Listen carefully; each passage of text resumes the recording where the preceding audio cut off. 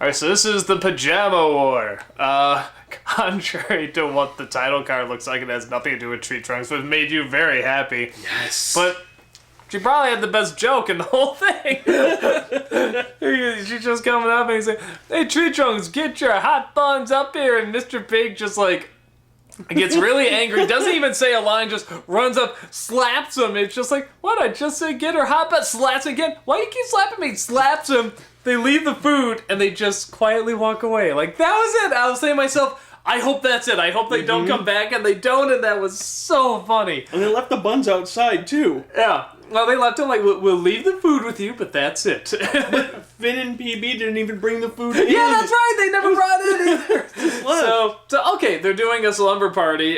Sort of following up on what we were saying in the last one, of whether or not they can sort of keep an interesting character going with her. They play, I think it was musical chairs, so I think they called it like something different. Yeah.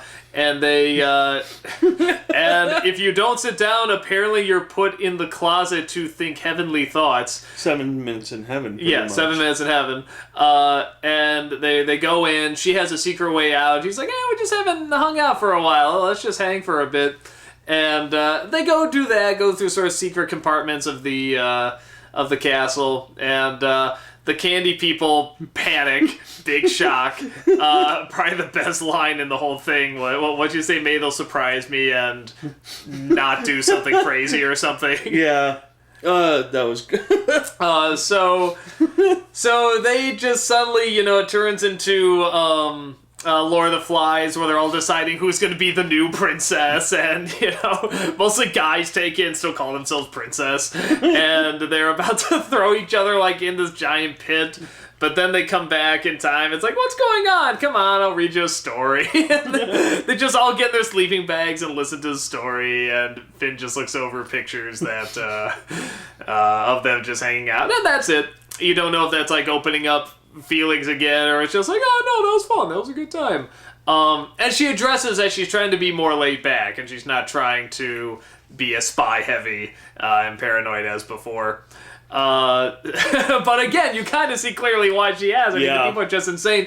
Again, very much like politics. I actually very much believe it's like, people are like, oh, why do they put on this fake facade and not tell us everything? Because people would act fucking insane if you knew everything that was going on. People love to act insane over shit. And as much as people say, tell me the truth, no one wants the truth. No, they really don't. You really don't. And that's why it's like, I'm not as shocked that we're being watched or anything. I was just sort of like, ignorance is bliss. I mean, I like to know some things, don't get me wrong, but I'm just gonna make the assumption I'm not gonna know everything in the world. I'm damn happy being a moron. Yeah, me too. damn happy. This episode was, I mean, to me, it was okay. Again, it felt a touch slow, but just enough interesting stuff. Again, they sort of keep that believability with the characters when she says, we just haven't hung out for a while. It feels like something just a friend would say to a friend. Like, let's just do that. Let's just leave this place. Again, it just feels like real people. Kind of like you calling me up for this stuff. Yeah, it's just like, dude, we haven't... Come on, man. Adventure Time. We've done it in a while. And watch Adventure Time. Yeah, I mean, it's one of those, like, there's definitely funny stuff with the candy people going nuts. The funniest thing is just watching Jake watch it and take pictures and stuff like that. They're going crazy. It's hilarious. They de-evolved. It was great. The candy people, I guess I never get too much into their craziness. It never made me laugh too hard, but it's okay. Like... again, there's just something about, like, okay, I know they're gonna be nuts. I know, just the candy people in general never interest me that much. I think they're, to me, what Tree Trunks is to you. They're just a little too stupid. But I get it. I mean, it's like, it's sort of part of it. Just part of the world and everything. It's sort of part of creating her identity, too. So, I thought it was okay. I didn't think it was great, but I thought it was okay. What do you think? I thought it was fun. Then again, I'm just a sucker for the show. But, no, I thought it was fun with, seeing the title card in Tree Trunks. I was like, ah! But no, that was hilarious. Just the whole scene. I liked that it was like this slow de-evolution. It wasn't just instantaneous into mad chaos. It was like, oh, first off, it's like, oh no, we've got to get them out of there. Or, I wonder what's going on. Are they okay? Quick, listen. Woo? Oh, they have a nice white picket fence and a nice blah, blah, blah. He makes up some sort of weird-ass story. But it's funny because when they cut to them, that's what they are. Yeah, actually, that is kind of, they're walking, like, through, nice mountains and stuff. Actually, the funny thing is when we cut to them, like, wait, wasn't it night? And we're like, oh man, they really let down their game. Like something like this line, it's like, oh, it's like a virtual reality. Like, I'm almost wondering if they did that just to make people think like they made a mistake. I think so. But then I like this, like, these slow de-evolution into these, like, Lord of the Flies-esque. Like the breathing the air under the door. No, suck it back. And it's like, and the cannon, and just like it's the whole chaos. And then you have the one, I think it was Crunch.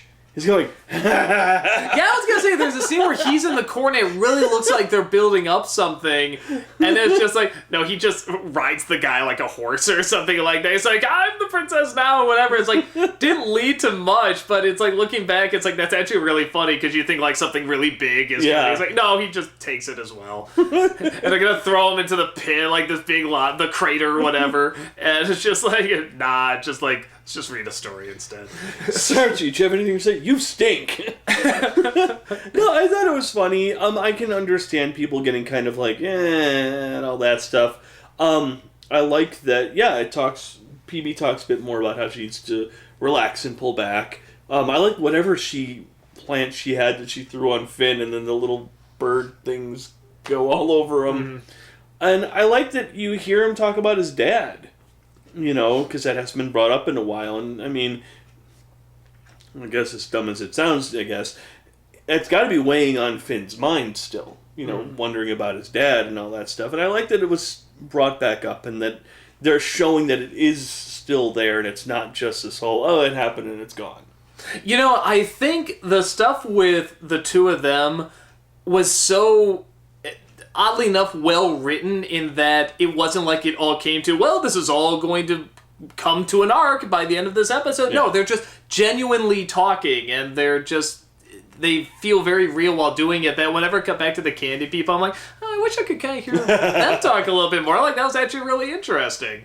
And yeah, even when he's talking about his dad, it's not like a big emotional moment where like he's gonna get teary-eyed or whatever. Like the cat comes in and he's joking again. It's like, and that's kind of how real conversations always go. In TV shows, it's like, okay, you're building this up again so we can have like a third act or something. Here, and then he was gone. Yeah, it makes me think of my father. Go back to that time and relive those moments that I had. Yeah.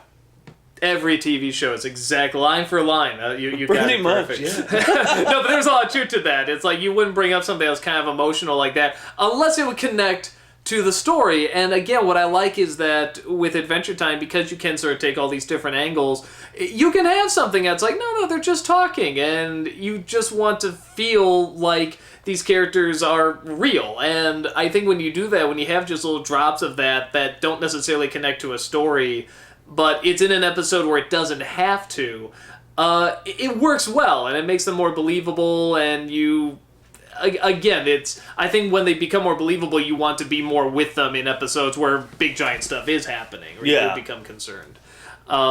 So, yeah, no, it was by no means a bad episode. I mean, it's fine, it's funny and everything.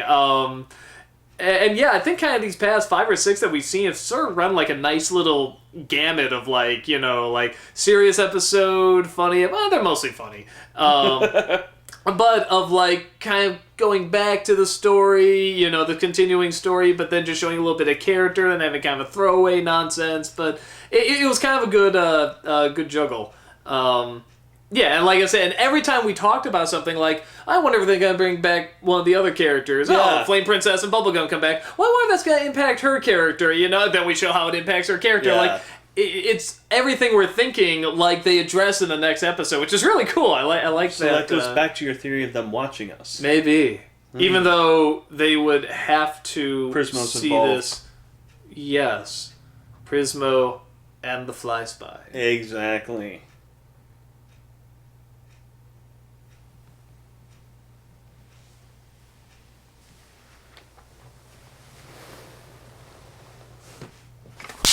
Got it.